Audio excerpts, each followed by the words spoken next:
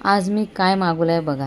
म्हणजे मला आश्चर्य वाटलं जेव्हा मी व्हिडिओमध्ये बघितलं होतं तेव्हा असं वाटलं साईजमध्ये मला थोडासा प्रॉब्लेम होता.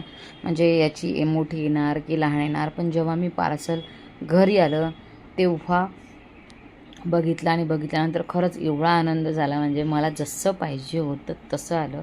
अपेक्षेपेक्षा जास्त चांगलं आलं. तुम्हाला दिसणारच आता काय आहे.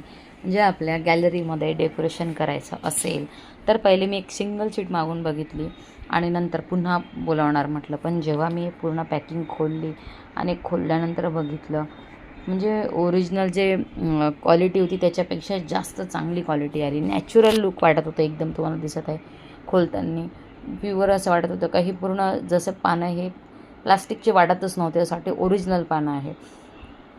तर हा वेल जेव्हा तुम्हाला पूर्ण खोलल्यानंतर दाखवतो आणि इतका सुंदर दिसत होता ना.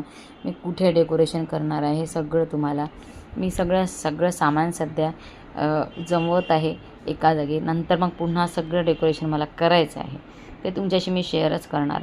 पण हळूहळू एक सामान येत आहे. जेव्हा सगळं आल्यानंतर करणार. तर आता हे तुम्हाला पॅकिंग खोलायला खूप त्रास गेला मला.